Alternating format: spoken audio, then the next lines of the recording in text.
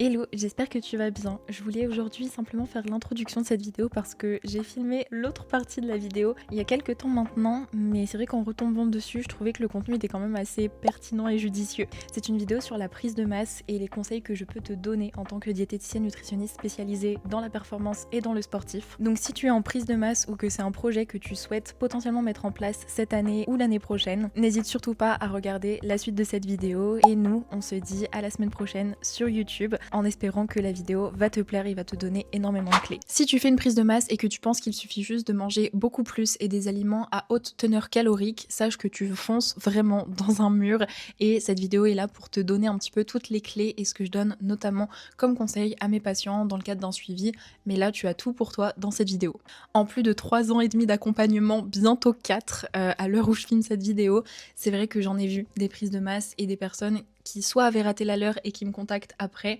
soit qui, dans le cadre d'un suivi,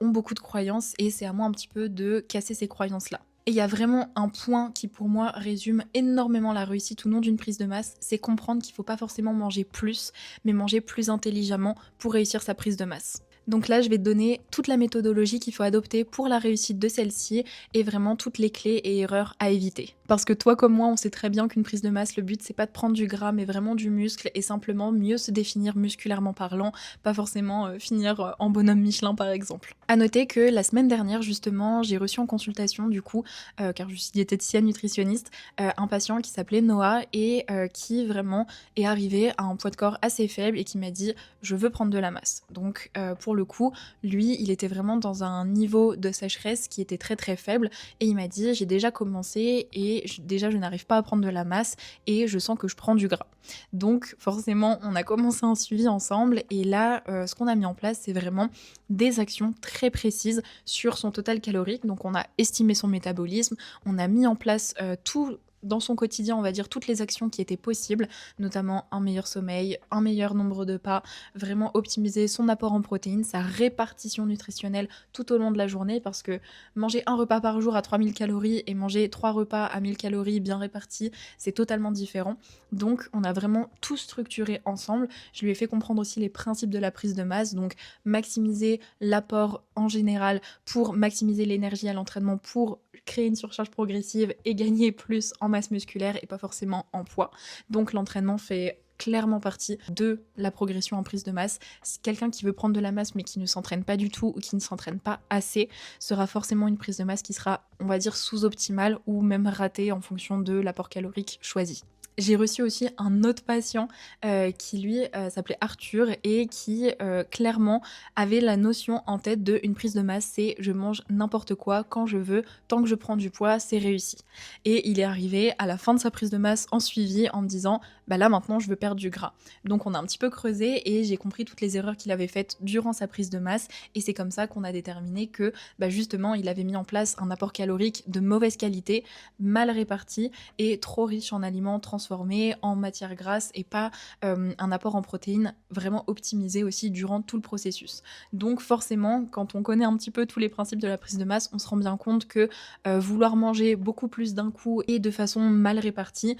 crée forcément une stagnation au niveau du processus ou tout simplement un mauvais résultat à la fin ou même pas de résultat du tout en fonction justement du type de métabolisme de base, de la situation de base. Enfin voilà, chaque cas est à prendre au cas par cas justement. Ta prise de masse ne sera pas la même que celle de Arthur et Noah bien évidemment, mais c'est important de te montrer qu'il y a plusieurs situations possibles mais qu'à chaque fois la méthodologie en soi derrière est la même. Au niveau des erreurs du coup qui sont très souvent communes en prise de masse, c'est vraiment le fait d'augmenter trop rapidement son apport calorique, le fait de mal répartir ses protéines et ses calories de manière générale dans sa journée, de aussi mal optimiser son entraînement, sa récupération, son activité physique aussi de manière générale, son hydratation aussi, et de négliger toute la partie, on va dire, récupération et environnement, si on peut mettre ça dans la même parenthèse. Mais c'est vrai que c'est important de comprendre ça, parce que en fait, il n'y a pas qu'une question de calories dans le cadre d'une prise de masse, et c'est malheureusement trop souvent ce qu'on a tendance à comprendre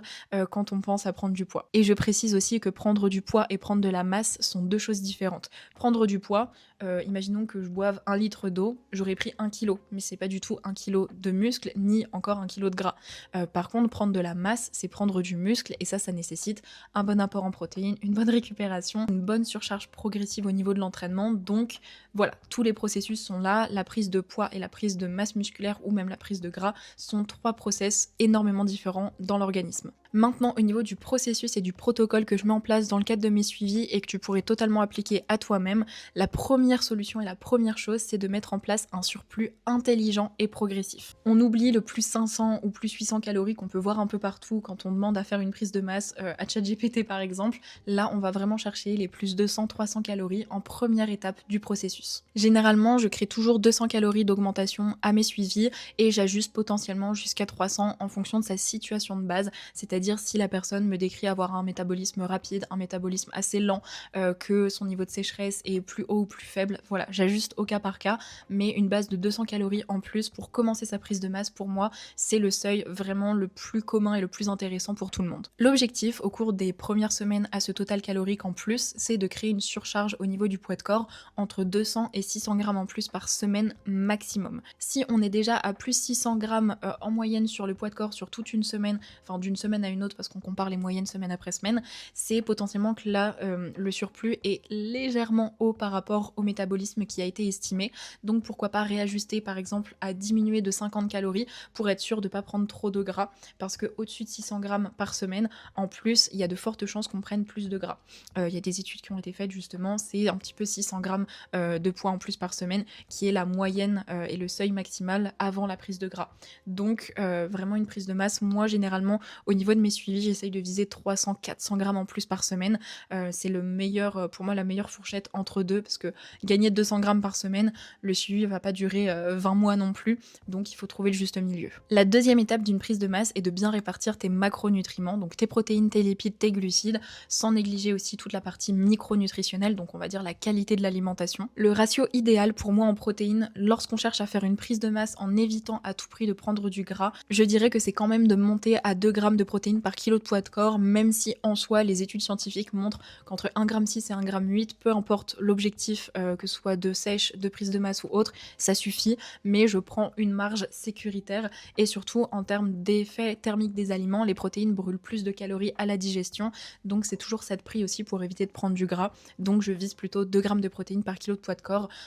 pour chaque personne qui souhaite faire une prise de masse. Au niveau des lipides, que ce soit homme ou femme, en fonction du total calorique justement décidé pour la prise de masse, j'essaye au minimum, grand minimum, d'être à 1 gramme de lipides par kilo de poids de corps, et si je peux augmenter notamment pour les femmes à au moins 1,5 g,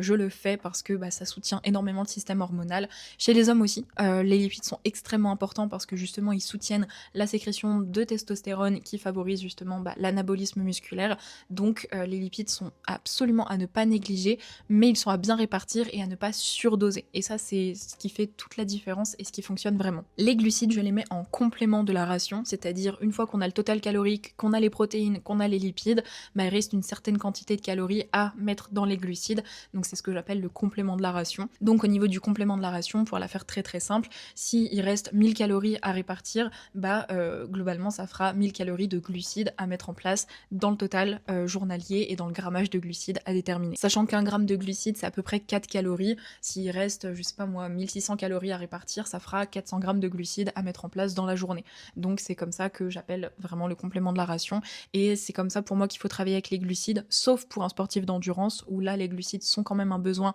clairement à ne pas négliger, et pour les sportifs qui ont quand même l'habitude de manger énormément de glucides, faire attention justement à ne pas diminuer l'apport habituel par rapport à la prise de masse, donc la situation de base et qu'est-ce qu'on mange concrètement avant de se lancer en prise de masse est extrêmement important et il faut aussi se baser là-dessus. Le troisième point que je vais aborder avec toi pour la réussite d'une prise de masse, masse, c'est vraiment le fait de ne pas négliger concrètement l'activité physique à côté de la prise de masse. C'est pas parce qu'on fait une prise de masse qu'il faut absolument enlever tout cardio de sa programmation si jamais tu en as de base, ou qu'il faut absolument arrêter d'aller marcher pour économiser des calories. Pas du tout. Une prise de masse qui est réussie, généralement moi je conseille toujours à mes suivis de marcher entre 10 et 15 000 pas par jour pour éviter justement la prise de gras, métaboliser les bons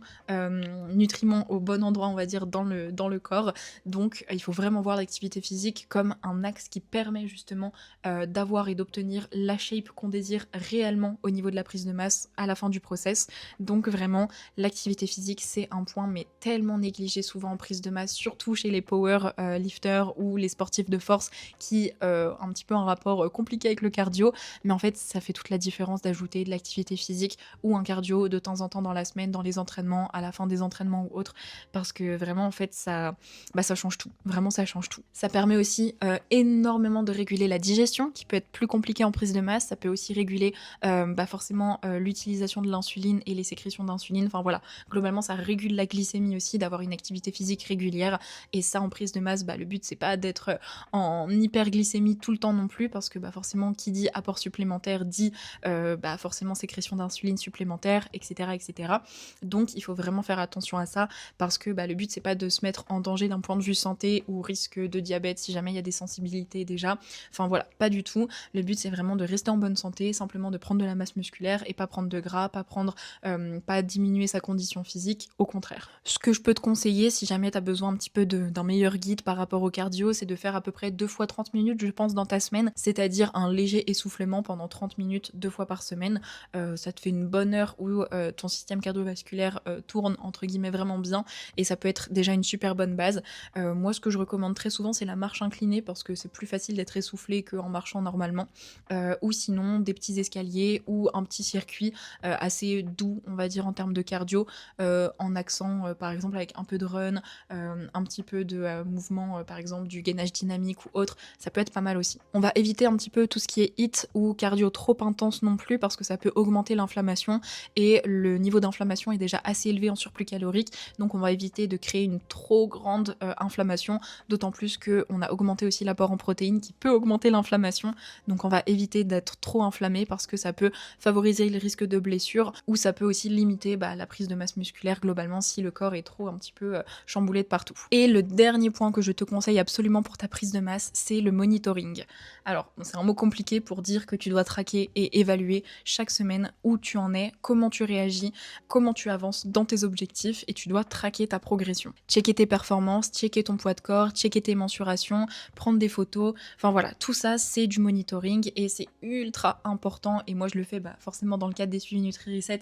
avec les bilans hebdomadaires, mais toi aussi tu peux le faire toi-même chez toi. Le seul problème, c'est que tu n'auras pas forcément un regard objectif envers toi-même, mais c'est déjà quand même ultra important d'avoir ça en tête, parce que plus tu vas avoir conscience de ce qui se passe dans ton corps, dans ton quotidien, dans ton organisation, plus tu vas pouvoir vraiment réajuster les choses parfaitement, même si rien n'est jamais parfait et c'est pas ce qu'on veut non plus, mais vraiment en fait il faut avoir conscience de ce qui se passe dans son corps, dans sa tête, dans tout, dans son quotidien, pour pouvoir faire les meilleurs choix et avoir un bon recul sur la situation et avancer malgré tout. Si tu fonces dans un mur sans te peser pendant un mois, et que à la fin du mois tu vois que t'as pris 5 kilos, et que t'as pris peut-être des photos au début du mois, et que tu vois qu'au final tes 5 kilos tu les as juste pris sur la sangle abdominale, en fait là t'as passé un mois à foncer dans un mur. Alors que si au bout d'une semaine tu te rends compte que en fait tu prends un peu de gras, ou tes mensurations au niveau du ventre augmentent trop vite par rapport à tes mensurations du buste par exemple, ou du tour de cuisse, tu sais que potentiellement soit tu as un travail digestif à faire sur justement ton système abdominal, enfin ton système digestif, parce que c'est là où tu as pris on va dire des mensurations, soit justement tu sais que globalement tu prends potentiellement plus de gras que de muscles. Bon, généralement, tu l'observes pas en une semaine, très sincèrement, mais c'est important de le voir comme ça et de se dire, ok, là, j'ai pas augmenté mes mensurations là où je voulais, qu'est-ce que j'ai fait potentiellement de mal, enfin voilà, et tu arrives en pleine conscience du coup de tout ce que tu as mis en place dans ta semaine, dans tes 2 semaines, et ça permet de bien réajuster, et c'est tellement important, et quelqu'un qui ne traque pas ses progrès, pour moi, c'est quelqu'un qui n'atteindra pas son objectif et qui ne sera jamais satisfait, parce qu'il pourra pas se satisfaire similaire de la personne du début. Parce qu'une progression, c'est vraiment, il faut le voir comme des étapes à passer. Et si on savoure pas chaque petite étape, si on n'a pas conscience des petites étapes et de son évolution, ben on sera jamais satisfait parce qu'on aura toujours l'impression d'être au même point ou on aura toujours l'impression qu'on peut faire mieux et parce qu'on se souvient plus d'où on part en fait. Vraiment, ça c'est mon conseil de base aussi, c'est le monitoring. Bon, pour te récapituler globalement ma méthode, l'étape numéro 1, c'est d'augmenter tes calories de 200 à 300 calories maximum sur ton apport de maintien, d'aller chercher au niveau de ton apport en protéines à peu près 2 grammes par kilo de poids de corps par jour, de continuer une activité physique régulière ou un cardio en zone 2, voire 3 grands maximum, au moins 1 heure par semaine, de faire un monitoring hebdomadaire plutôt strict et vraiment conscient. Tout ça va te permettre de garder une bonne santé métabolique, d'avoir justement des résultats et surtout de ne pas prendre du gras excédentaire, ce qui n'est sûrement pas ton objectif dans le cadre de ta prise de masse. Donc voilà, si cette vidéo t'a plu, bah écoute, c'est parfait, si elle t'aide, c'est encore mieux. Et si jamais tu veux en savoir un petit peu plus aussi sur ma prise en charge et mes suivis nutritionnels, tu as un lien en description de cette vidéo si jamais tu veux réserver un appel découverte pour faire le point sur tes objectifs, sur ta situation et que je puisse un petit peu mieux t'aiguiller et potentiellement te présenter mes services. Merci pour ton visionnage et encore une fois, n'hésite pas à checker le lien en bio.